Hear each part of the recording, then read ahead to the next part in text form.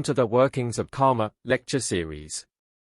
This is based on the book by the same name.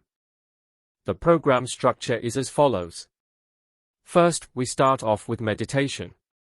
This is followed by the lecture. We have a questions and answers session scheduled after the lecture. After the questions and answers session, we conclude the program. For the questions and answers session, please post your questions in the Facebook and YouTube chat or comment section in the live video. This program continues on every Wednesday at the same time, that is, 2 p.m. Coordinated Universal Time or Greenwich Mean Time. This translates to 7:30 p.m. Sri Lanka and India time. Please note and convert this time to your local time and join us every week for this enlightening Dharma Talks series by a very erudite monk. Today's lecturer has a bachelor's degree in Buddhist philosophy and religious studies from the Buddhist and Pali University of Sri Lanka. Also, the Venerable has studied under guidance of notable teachers for 5 years.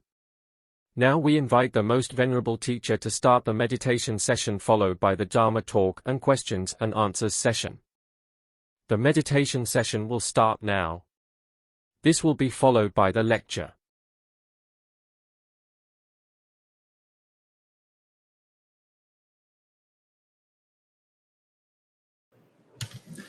Everyone, you can sit in a comfortable meditation posture. Make sure your back is erect, side cast down.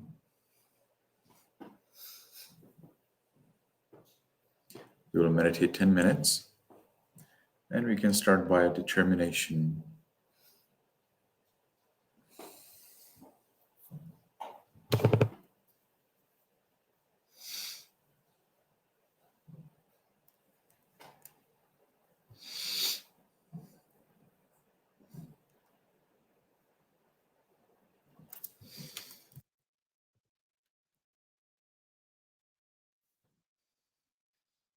From now on, for 10 minutes, I will meditate on muscles and radiate loving kindness without any movement. From now on, for 10 minutes, I will meditate on muscles and radiate loving kindness without any movement. From now on, for 10 minutes, I will meditate on muscles and radiate loving kindness without any movement. And with that determination, we can gently, lovingly notice there's a flat piece of sinew at the top of the head. We allow it to be heavy. And changing.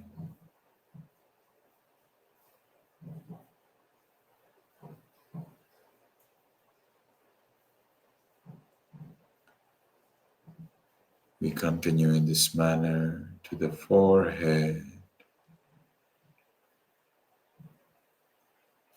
eyes, nose, lips,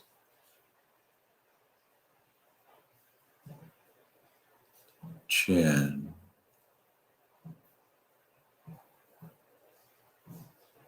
cheeks, ears, back of the head,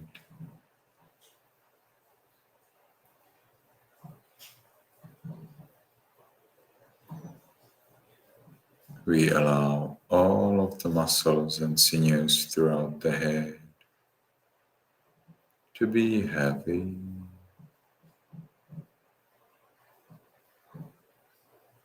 and changing.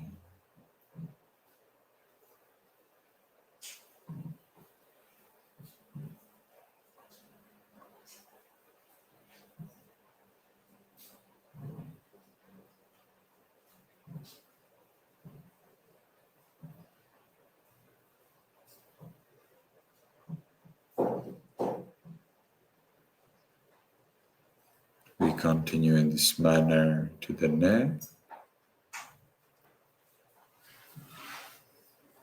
shoulders, arms,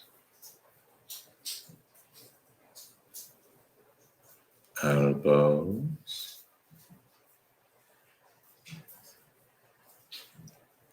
forearms,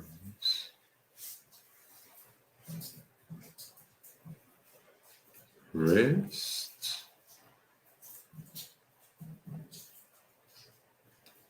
palms, fingers, tips of fingers, chest, abdomen, back,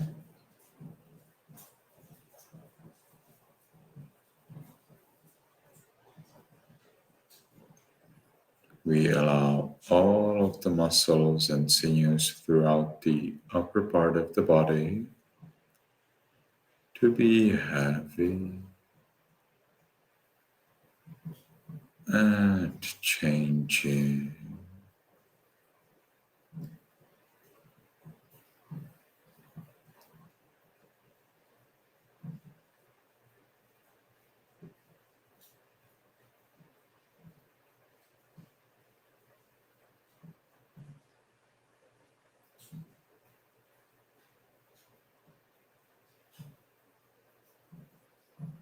We continue to the buttocks, thighs, knees, calves, heels, soles, toes, tips of toes,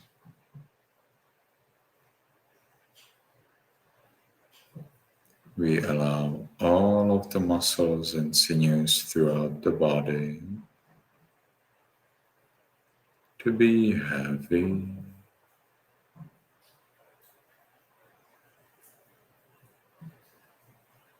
and changing.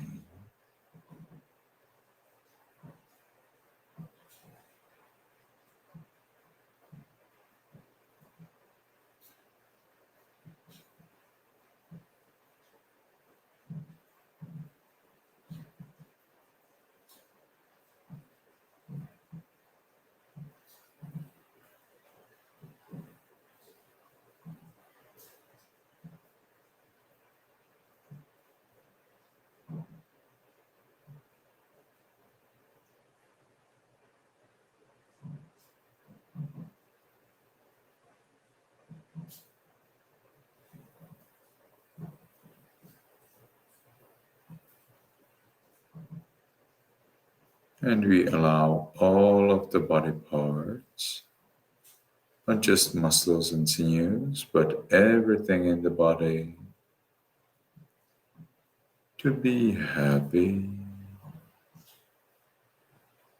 and changing.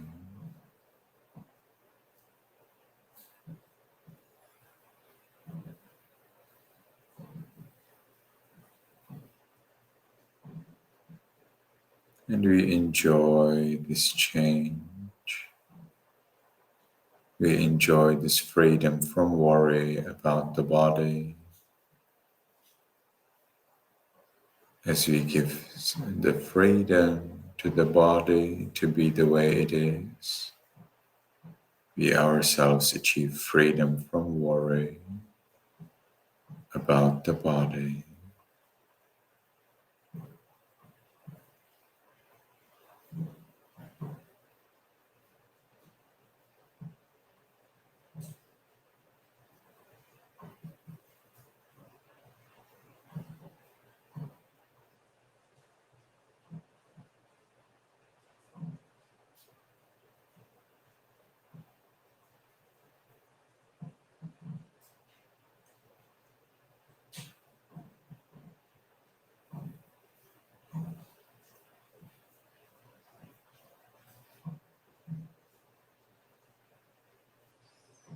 When we have achieved peace, we can share it with other living beings.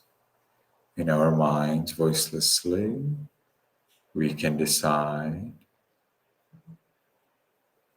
we can allow, may all beings, including me, be in peace. May all beings, including me, be in peace.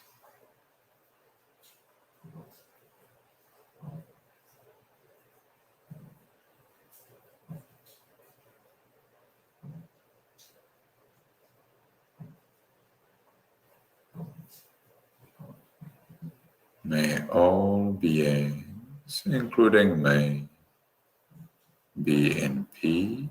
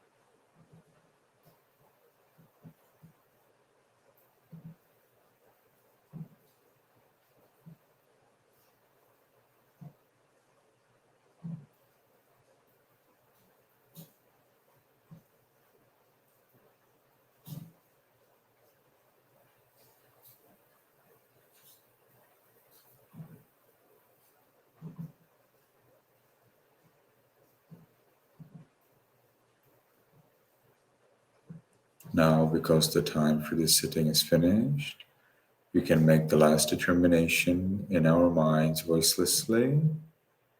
From now on, I will always be calm. From now on, I will always be calm. From now on, I will always be calm.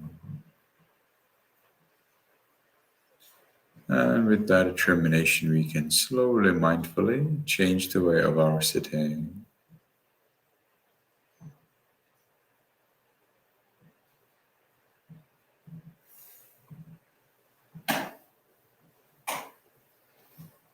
And we can take one more minute, during which we will motionlessly enjoy the peace we gained in meditation.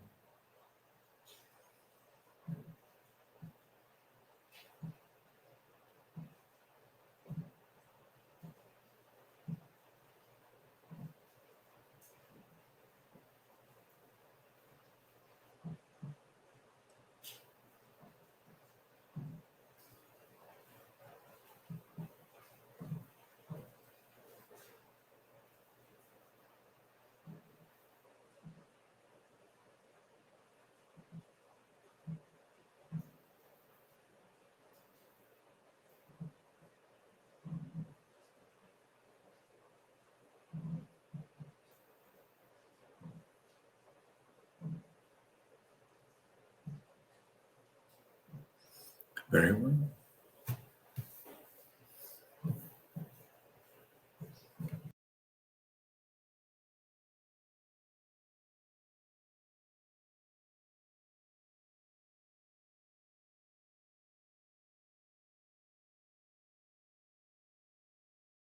Lecture will start now. A questions and answers session will be held after the lecture. Post your questions in the Facebook and YouTube chat or comments section.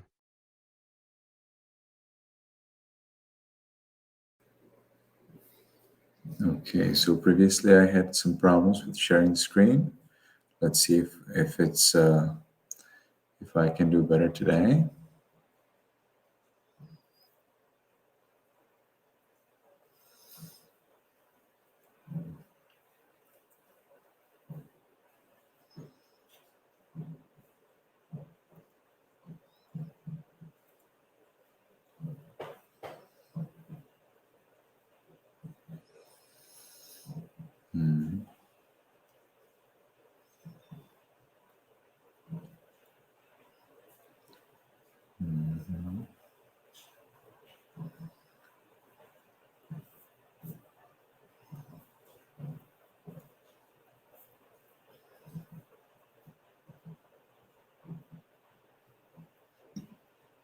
So I'm still preparing the document.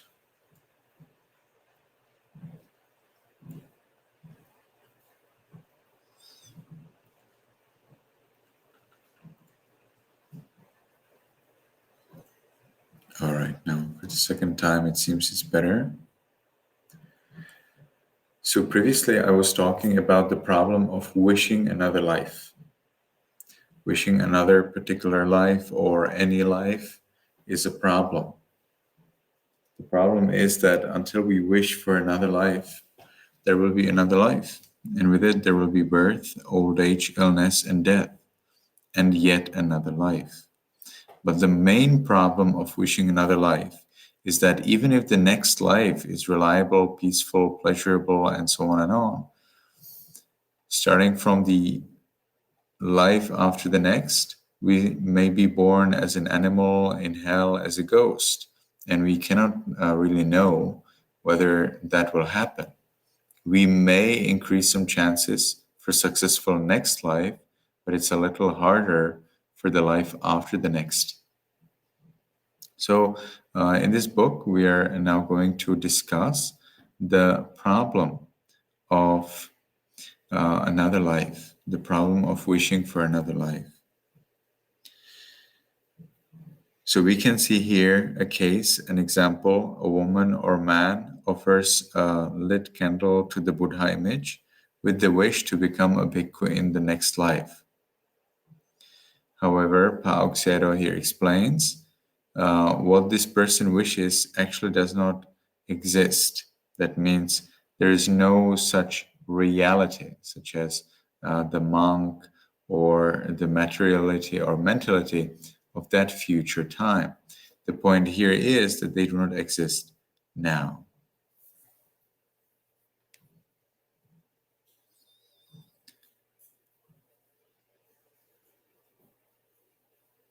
All right.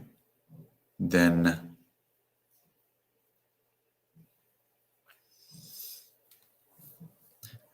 in that case, the person who is wishing for the next life obviously is suffering from ignorance. The person does not really understand that what matters is at this moment, and what happens in the future is not reliable and could lead to a lot of suffering. So the author of the book says their attachment to life as a bhikkhu is a manifestation of craving. As the craving and attachment accumulate, they become clinging. So the Sayadaw doesn't like the idea of craving or desire to be born in another life. According to the Sayadaw, the best idea is indeed to achieve entire liberation from all craving right now. Now, if you have listened to my previous lecture, you would understand that it's a little more complicated. The problem is that many of these ladies who wish the next life as a monk, they would love to become a nun even this life, but for whatever reason, they're not able to do that. So they wish to make it a little easier through donation, through generosity. So they engage themselves into generosity, and based on that power of their generosity that they get, they would like to be born as a monk. The offering is a wholesome action, kusala kamma, a volitional formation, which means simply intention. It's an intention with kammic potency, a formation of kamma. There are altogether 5 causes for this formation of kamma: ignorance, craving, clinging, volitional formations, and kammic potency. As such person offers a lit candle to the Buddha image, there may arise and immediately after that perish only 34 mental phenomena. Now here we are going a little bit to Abhidhamma. So if you're not familiar with Abhidhamma, this will be a little difficult to understand. As soon as they arose, they perished. No formation is permanent, but there remained the potency by which the wholesome kamma is able to mature and produce a result. So the idea here is that there is craving, yes, but there's at the same time wholesome action, and this is the wholesome action of offering the flowers or lit candle in this case to the Buddha. So that action is very good, and by the power of that action, the wish will probably come true. So many people think that if they wish something, it will happen to them, but in addition to the wish, they will also have to have the necessary 𝗀𝗯𝗀 so that it really can happen. If they do not have the necessary 𝗀𝗯𝗀 and they have just wish, well then, sorry, it will not be successful. If it matures, it may, according to their wish, produce the 5 aggregates that are a bhikkhu's life. So there is a possibility that if you engage in generous actions, such as you give food to noble persons, such as monks, and then you have a wish that it will become true. There's no really problem with that. The point is that when you become a monk in the next life, that doesn't necessarily tell you whether you become enlightened, and you may actually be somewhat lazy or less effortful in this life because you're so sure that next life you will be a monk. Many people wish to achieve Nibbana through donation, and that's what's suggested by the Sayadaws today. And I think that's also pretty good. But wishing to be born in heaven also is not so bad, because in heaven it is possible to attain Nibbana. Now, we will twist that around and we will have to say, actually, if you wish to attain Nibbana, you will probably be born in heaven anyway. So it doesn't make sense to wish to be born in heaven and reduce one's chances for enlightenment. It makes more sense to wish to be born in enlightenment, to achieve enlightenment. And with that, automatically, you increase the chances to be born in heaven, where you will achieve the enlightenment. Or maybe you will achieve the full enlightenment already this life.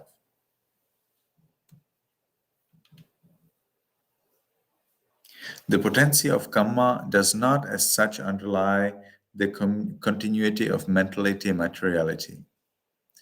Owing to certain conditions, the individual 𝗀𝗯𝗀 matures, and only at that moment does the potency of that 𝗀𝗯𝗀 underlie that continuity of mentality and materiality as an actual working force. That's because sometimes 𝗀𝗯𝗀 can bring a result in this life, sometimes in the next life, and sometimes in another life. And it's very hard to tell when each 𝗀𝗯𝗀 will bring its result. And if the result is not due at this moment, well, then regardless how much good 𝗀𝗯𝗀 it is, you will not experience anything. So there are some tips and tricks to make sure that your good 𝗀𝗯𝗀 will truly bring benefit for you today. And some of them is, for example, to meditate. It seems that meditators oftentimes experience consequence of their good actions very soon. Another way how you can accelerate the return of your good 𝗀𝗯𝗀 is to not do any bad 𝗀𝗯𝗀 at all. Because you do no bad 𝗀𝗯𝗀, then if we very much simplify, it may happen that your consequences for bad 𝗀𝗯𝗀 will gradually be exploited, be used up. So then the only thing that remains is to experience the results of your good 𝗀𝗯𝗀.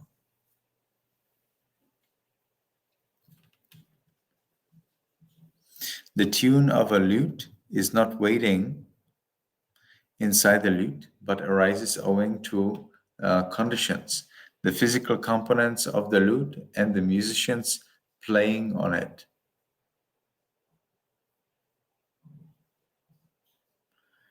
And it seems that in Visuddhimagga is explained that there is no heap or store of unarisen mentality, materiality prior to its arising. when it arises, no heap or store of unarisen materiality prior to its arising. There is no such heap or store. When it arises, it does not come from any heap or store, and when it ceases, it does not go in any direction. Just as there is no store prior to its arising of the sound that arises when a lute is played, then because it's not there, then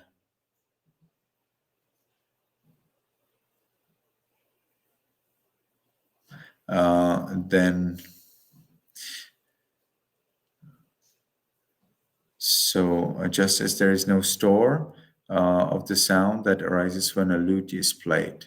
Okay, it is brought into being owing to the lute, so that sound, the lute's neck, and the man's appropriate effort. And having been, it vanishes.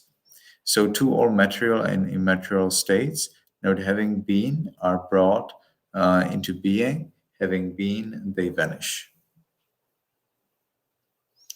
And therefore, whenever we talk about this purity, just like purity, also the jhanas, the deep levels of concentration, could be a good reason for your conceit. But it's exactly the conceit that hinders the progress.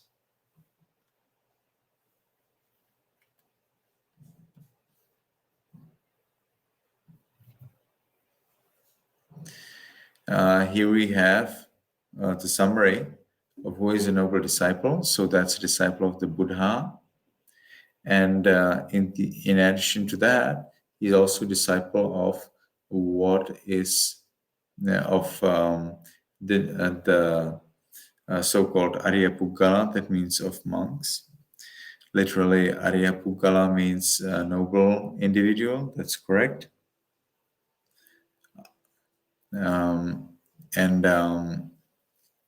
Then we will be looking at the 8 noble individuals. So there are 8 noble individuals, and they are distinguished according to the level of practice towards the ultimate enlightenment. So it starts with the one who tries to become a stream enterer but is not stream enterer yet. According to our commentaries, this tries means that he's actually almost there yet. So he needs about 1 split of second to get to enlightenment. And then, of course, the remaining 7 degrees are the one enlightenment, and then the period of striving to get that enlightenment. So based on where the person is the person already enjoying in that world of enlightenment, or is that person still in the interim, in the cleft between the left and right hemisphere of the planet? So we don't get that answer yet. Each of the first 7 types of noble individual is also called a trainee. Okay, so 1, so it is, where is it? 1, and then we have B. So A1 and B1, A1 and B are finished.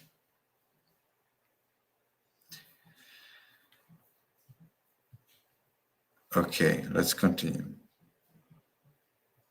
I must have been looking at something else. Anyway, so each of the first 7 types, so that is 1 to 7, they're called the trainees. So they are not fully enlightened, and the number 8 is fully enlightened. So we can see here that the Sierra is providing additional knowledge, additional information in the footnotes. The Buddha uses noble disciple Arya Savaka to refer also to the bhikkhu who has undertaken the threefold training, Sila Samadhi Panya, but has not yet become a noble individual. Such a person is in the commentaries referred to as the good ordinary person, kalyana potujjana. And here the interesting point is where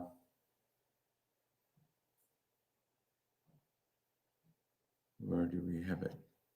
Is the fact that the person still may have not achieved the full arahanthood. Both of the noble disciple, such as the stream mentor,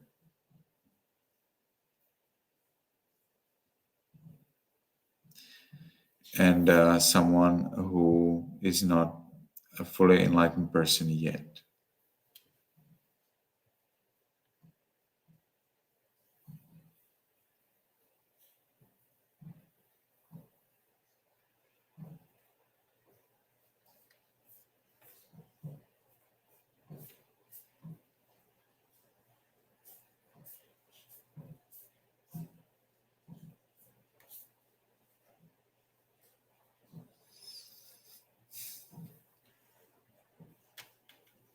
Once she or he has become a noble individual, the wisdom that she or he possesses is supramundane, the path knowledge.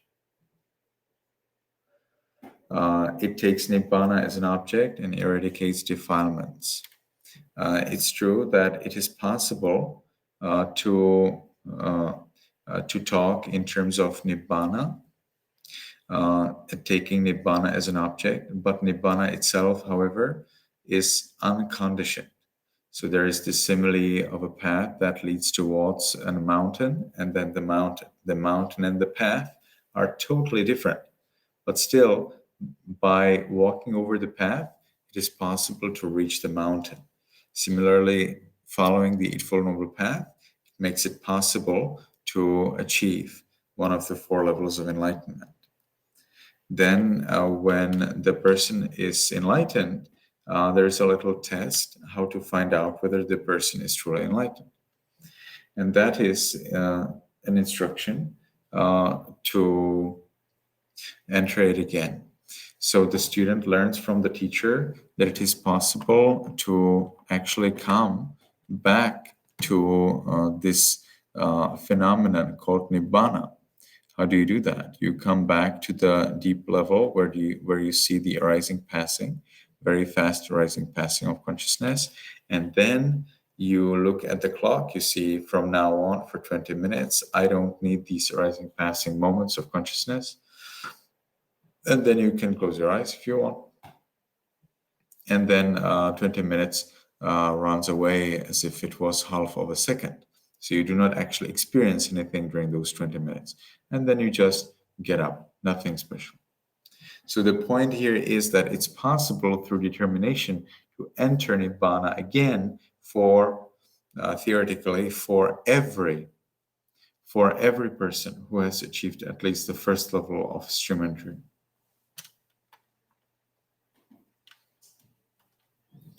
No, okay.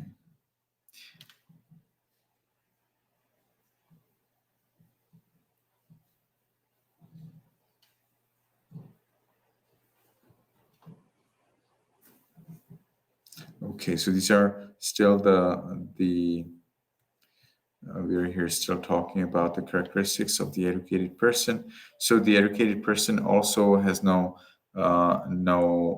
skepticism about the triple gem, about karma, past lives, and a noble person also will not be born in the bad destination. But here that would imply that we are here talking only about stream mentors.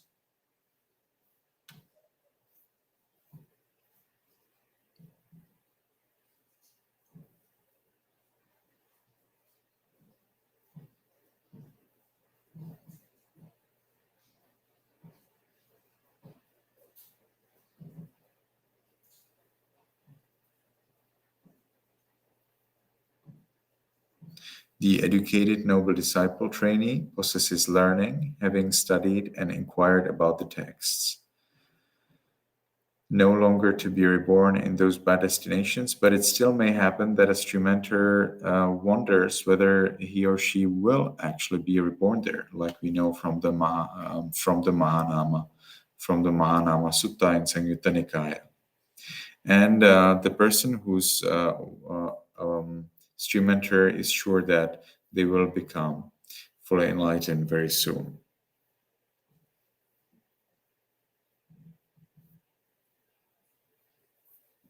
So here, educated noble disciple here is taken as a stream enter, but you see it's a problem, because that means that all putujjanas are simply bala putujjana. It's just not true. We distinguish kala putujjana and bala putujjana and kalyana putujjana. Bala putujjana is somebody who did not attain any enlightenment and is foolish. So that means they do not have any trust in the triple gem. They don't believe in the Four Noble Truths. Kalyana Putujjana does actually understand pretty well the Four Noble Truths and meditates and follows rules very carefully. And still, that's Putujjana, doesn't have any enlightenment, you see. So we would not be able, if we talked about if we talked about the good Putujjana, the good person who's not enlightened, we cannot say that the person is certain to enlighten, to achieve anything or no longer anything, because that's just an unenlightened person. So that person still may actually be born in hell, and the person may actually not achieve enlightenment at all if they, for example, misunderstood something.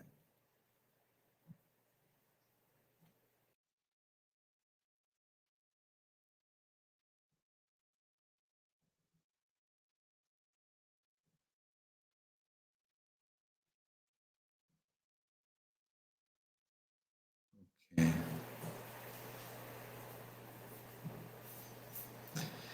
Then the educated noble disciple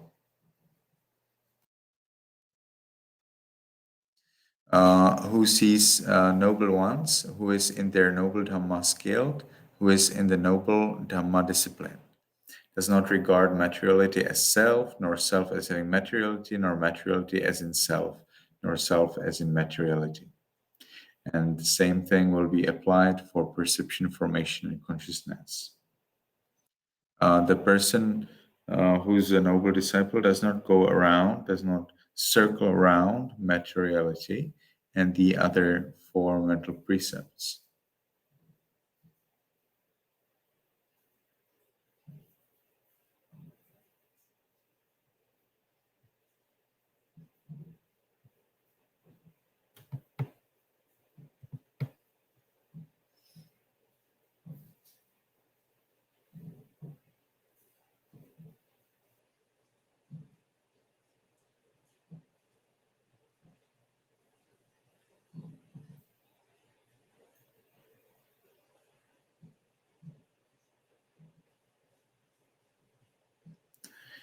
And because the noble disciple has understood the Four Noble Truths and has a kind of urgency, spiritual urgency known as sangvega, we may talk about it later, that person will surely soon get free from the cycle of rebirth. And they start by detachment from the five aggregates.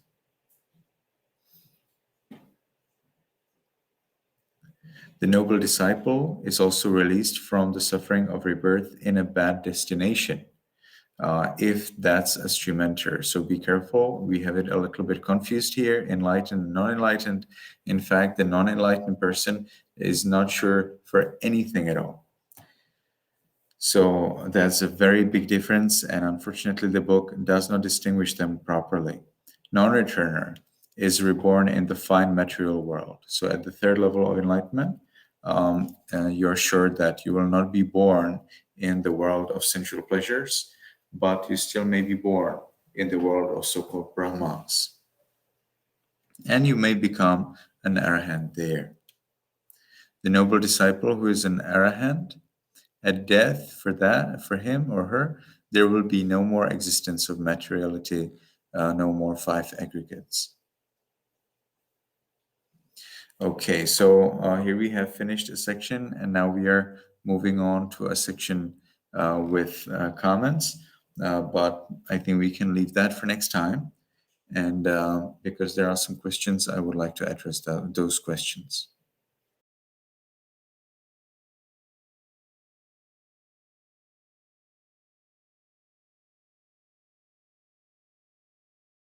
Questions and answers session will start now. Post your questions in the Facebook and YouTube chat or comments section.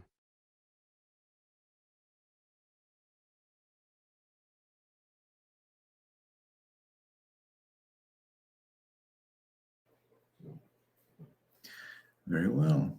So if you have any questions, I am listening. Is there a parallel between Satan and Mara?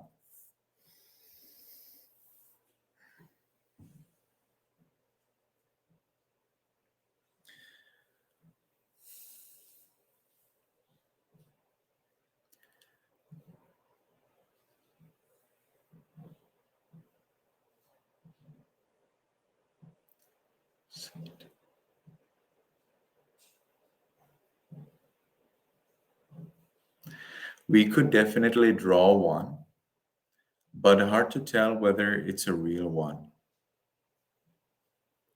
Is it possible that the concept of Satan simply appeared because such is the nature of the mind, that the mind will always want to create an enemy to something that's good in a story, and especially in a story that describes the world?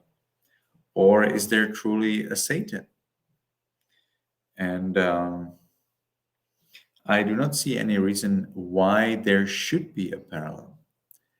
I personally believe that they're totally something else. In my understanding of Christianity, Christianity appeared as a worship of an ogre, and I believe that the references in Bible very clearly point out to the possibility that from the Buddhist point of view, actually the God of Hebrews, the God of those who were rescued by the God who rescued these people, the so-called Jews, from Egypt as the first Exodus. And there was a second one, but that's not important now. I believe that that God must have been a very powerful ogre. What's an ogre? Well, ogre is a very powerful living being that is slightly similar to a human being, but has big teeth, long hair on the body, and eats human if it wants. Doesn't have to eat human. Sometimes it eats other meat, such as the meat of a goat. And I find this really amazing. It's like flabbergasting, because what did the Hebrews offer their God? Exactly that, what ogres eat. They offered them mutton, it means meat from sheep, and meat from other these. Let me see, how do you say that in English?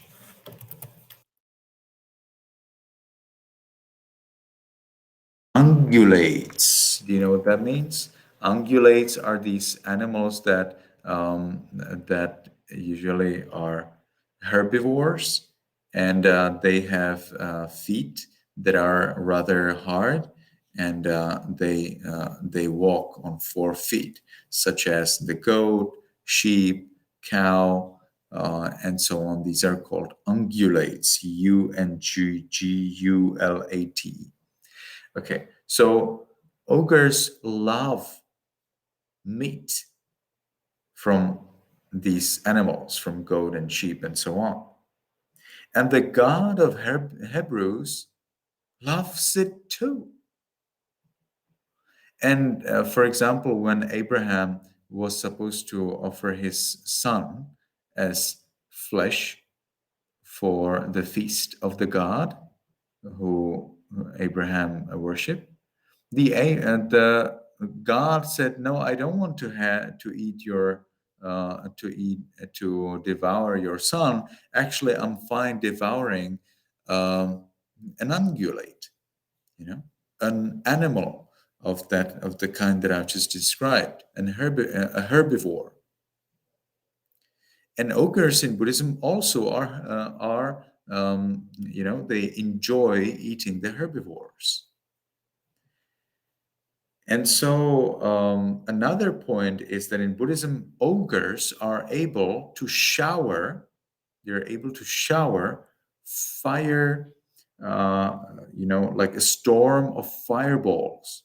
And that's exactly what the Hebrew God did when he bombarded Sodom and Gomorrah by fire, by the shower or by the storm of fireballs. And in Buddhism, we do not have any other living being who can do that. Yeah. We don't have any other living being who can do that. Only ogres can do that. So I'm wondering whether the God worshipped by the Christians and Hebrews is actually an ogre. Or who else? What kind of other living being described in the pantheon? But it's not really pantheon, in Buddhism, because we don't worship those beings. But in this cosmology of Buddhism, the only kind of living being that is somewhat similar to the God of Christians, Hebrews, and Muslims, that's even with Muslims is a very complicated point. But with Christians and Hebrews, this is a big thing. It's a big thing. So ogres are also very powerful, and they can be also very jealous. It was nothing special to worship ogres in ancient India. Nothing special. So the idea of worshiping an ogre as a god is actually nothing new. It would not be anything new for the Hebrews. And to have there a competition, there's also nothing special, because gods love when they're worshipped. It increases their esteem. Then regarding Satan could be any other living being who just disagrees that people worship the ogre. And the information that people would get in Bible and in the books of Moses, in the 5 books of Moses, and so on and on, that's no problem for an ogre. See, ogres are very powerful. They have excellent knowledge. They can know what's coming in the future, what's coming in the past. They have psychic powers. They're pretty powerful. They can do a lot. And what they really love to do is to threaten. And again, Christian Hebrew God, what he really does very well is to threaten. But ogres also can help, and they also can be kind. And Christian God and Hebrew God does the same thing. So I'm really wondering whether the Christian and Jewish God is actually an ogre. But for me, the most surprising point is the meat. The desire to eat meat is so interesting. Why, for example, would the Hebrew or Christian God desire to eat exactly that kind of meat that ogres eat and that no other living being, particularly likes to eat? Why wouldn't the God love to eat something else? For example, apples or honey or, I don't know, plants or stones. Why wouldn't that God, for example, eat pearls or jewels? I don't know. I don't know. I'm just wondering, why is there this similarity? And then there is this story from, who's that?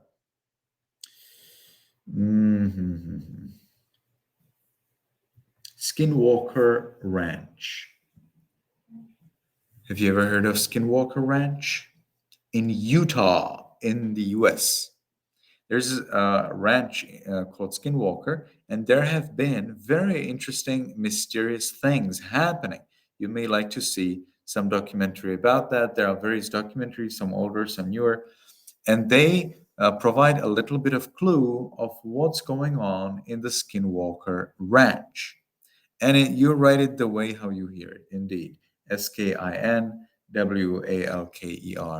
Skinwalker Ranch. And in this Skinwalker Ranch, there are some very interesting phenomena which very clearly show that there is a God in charge of that area, and that God doesn't like anyone else to be in charge of that area.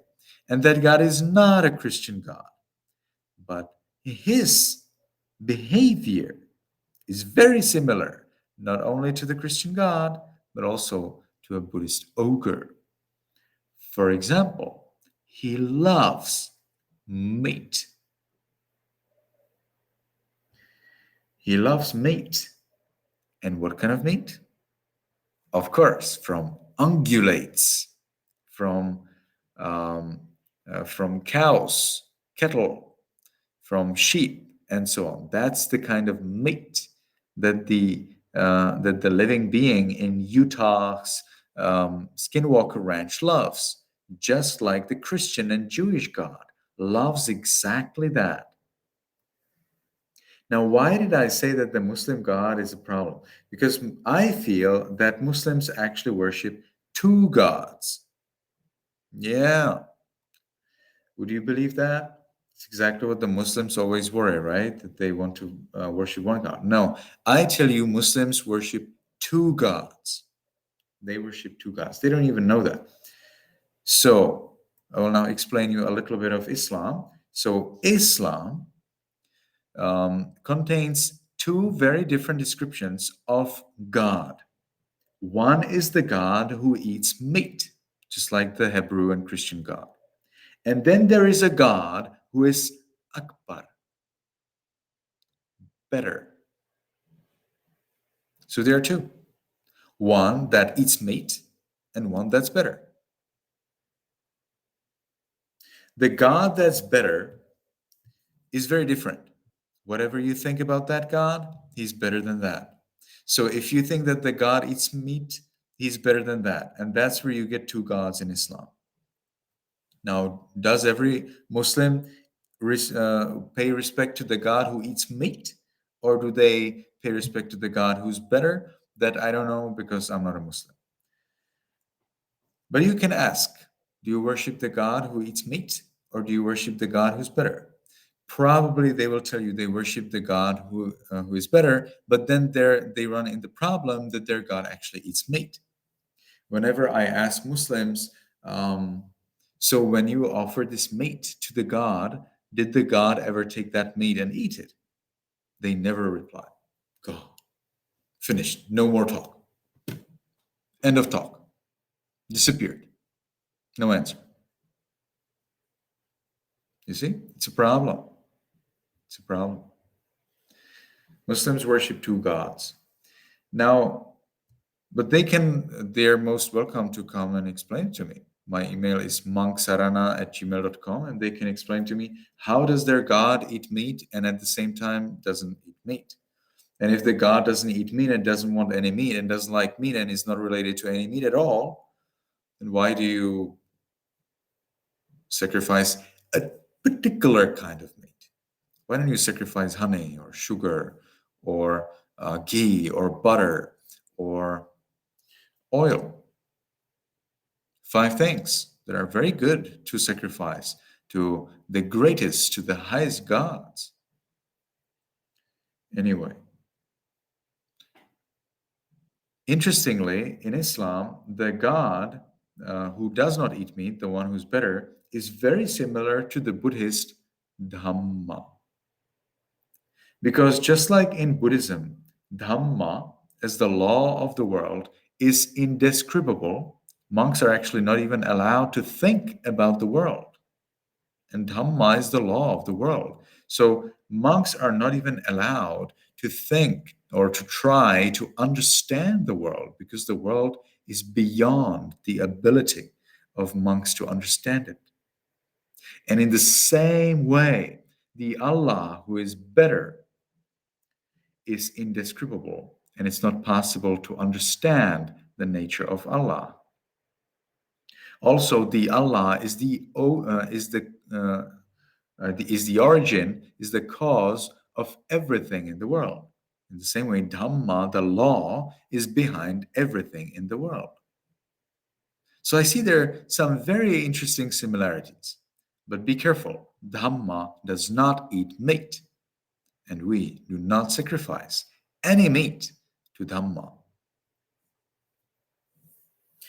All right. You may like to know that I actually spoke with a Muslim, and that Muslim agreed with me when I described to him the nature of Dhamma as the jewel that Buddhists worship, that even the Buddha worships. Then he said that actually is exactly what is Allah. We did not discuss with that particular one. We did not discuss why would Allah love to eat meat, but that was out of topic. That was anyway off topic a little. Okay, so now when we come to the problem of Satan, we are coming to a very big problem, because Satan in Christianity apparently has two meanings. One is the Satan who's responsible for every evil. So if you tell a lie, it's not actually your fault, it's fault of Satan. And if somebody does something bad to you, it's not actually their fault, it's fault of Satan. Satan is responsible for any evil that happens to us and any evil that we do. So then why wouldn't I do any evil? That's my question. In Buddhism, Mara is not like that. Mara sometimes may provide some suggestions, but we are always in charge of everything that we think, say, and do. Sometimes in Buddhism, there is a possession possible. That means a Mara or another demon can enter the body of the person, temporarily delude the mind so that the mind is inactive, and take care of that body as if the person just continued a normal life until they do whatever they want, and then they move on and they do something else. The person then regains their proper consciousness and continue to live their life. But I would suggest that these positions are rare and that they are temporary.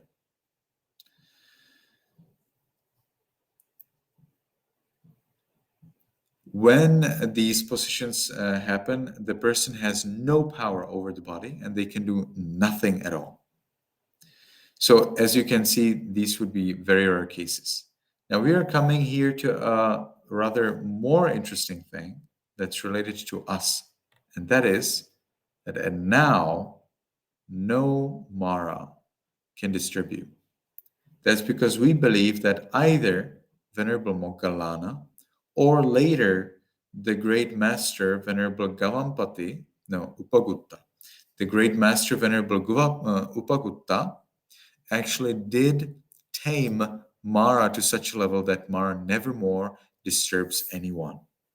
So there is no way how you can ever blame anyone except you for your thoughts, speech, and action.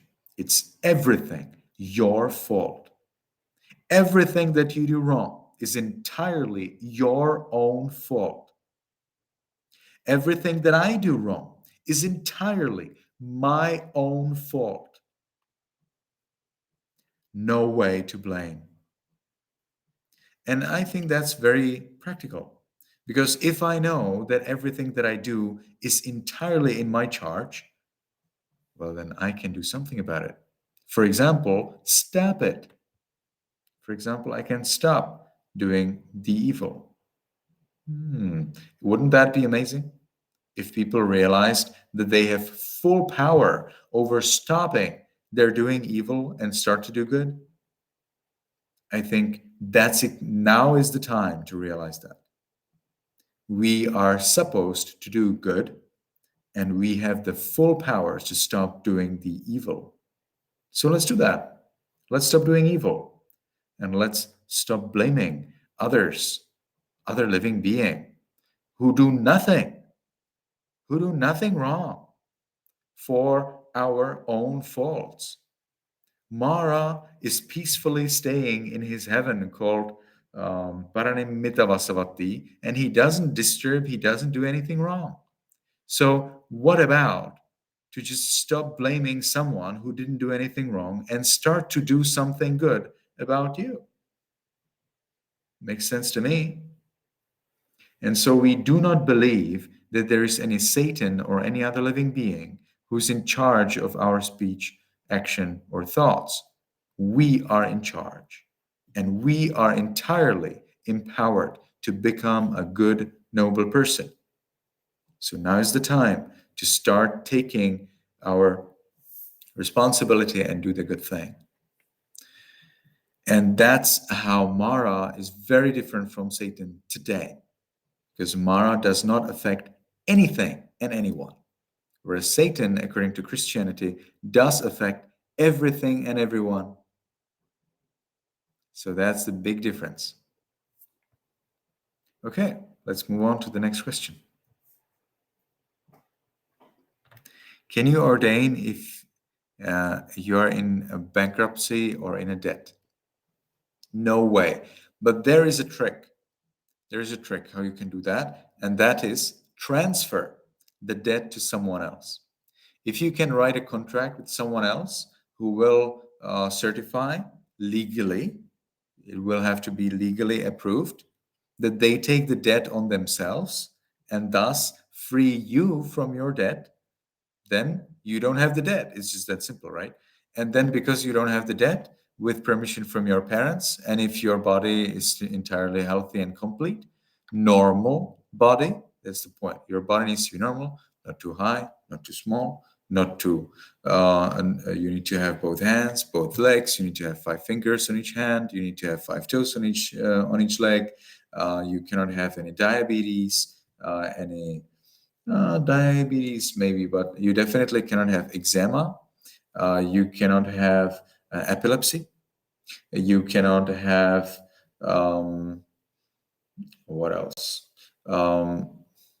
Yeah, there is quite a list of diseases and things that you cannot have. So when you become a monk, it's necessary that you are very healthy and full of complete, in your body, including your sexual organs. Everything must be just perfect.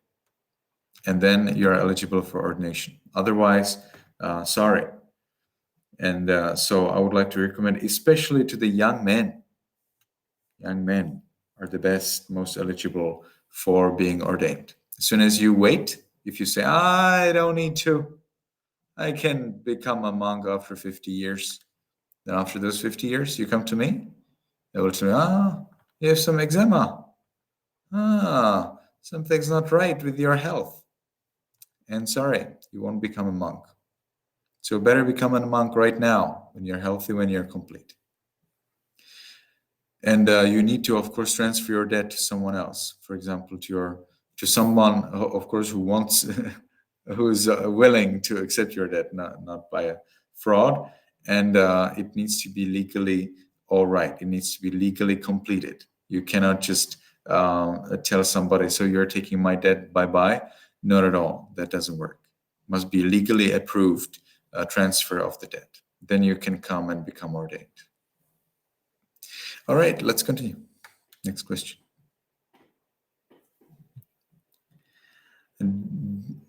Do promises, commitments, contracts, and obligations in lay life carry over to monkhood? How do you approach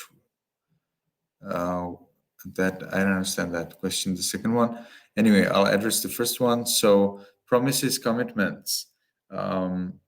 If you already gave the person, if you already took something from the person, and you promise that you will return it to them, then yes, then you have a debt, and you cannot become a monk until you repay that debt. Again, what you could do is you could transfer that debt to someone else and become a monk, or you could simply repay the debt. Of course, I hope that those wise out of you already realized that if you pay the debt, you can become a monk. And regarding contracts, if you promise that you will do something, then that actually doesn't matter in Buddhism. You promise to do something and then you don't do it, it doesn't count as a lie. What counts as a lie is always related to the past. Could relate to the present, but never to the future. Whatever you say about future never counts as a lie. If you say, tomorrow I will fly by psychic powers, it doesn't really say anything, because you did not say that you have the psychic powers now, and there is a possibility that you will actually get the psychic powers and that you will really fly. So no problem with a promise. No. And broken promises, no problem at all. The problem is rather practical, because if you promise things and then you break your promises, people will not believe you. So they will then not also promise anything to you, or they will break their promise when they give it to you. You know, there's a country in this world where I stayed for a few years, and where this is unfortunately too common. People promise and they don't do it. Why? Because they have learned that if somebody else promises to them, they also don't fulfill it. It's so bad for the society. The society is then broken. It's ugly. It's a very bad society when people promise things and they do not fulfill them. Not okay. So I don't want to recommend that to you. But if you break a promise, then actually it's no breaking of any of the precepts or rules, even for monks. If I promise you, for example, that the secret, suppose you tell me a secret, that I will never tell anyone the secret, and then I just, next day I see my friend and I tell them all of that secret, or I publish it in YouTube, no problem. I have no offense. I did not break any of my 91,805,036,000 rules. Okay, let's continue to the next question, if there's one. Can you break a promise inappropriate for a monk made as a layperson? I'm trying to understand that question. Can you break a promise inappropriate for a monk made as a layperson? How can honesty, commitments, obligation, and ethics be handled in this transition? I think I've already answered that. So what you have promised doesn't really count. You can break your promises, but be ready that you are setting up a very bad example, and that the other people will not believe you even after you become monk, because they will remember how you promised to them something and you didn't do that. Otherwise, I'm not really sure if I understand your question. So you will have to provide a specific example, and then we will discuss that specific example. You can also send me an email to my email address, 𝗀𝗏sarana@gmail.com, and maybe we can meet privately, and I can help you better navigate your issue. Okay, let's continue to the next question, if there is one.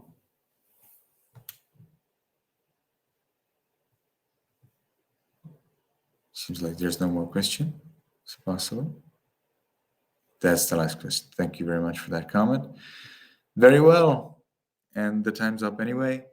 It was a pleasure to communicate with you all. This time is very challenging for me. I'm very tired by this time. So thank you for your patience and understanding. Next week, we will still meet. We will still meet at this time. But be ready that next week it might be the last time that we meet at this particular time. Then I hope to move to the US. My time will change literally upside down, because it's exactly 12 hours different from the time zone here. And so then we will probably follow a different schedule and we will meet at a different time. So we shall see.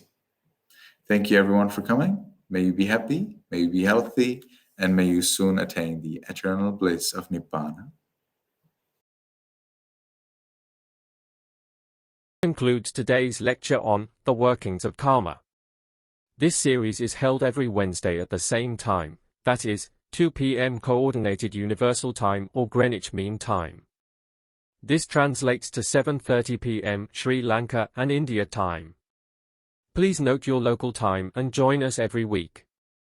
Let us take a moment to share merits with everyone now.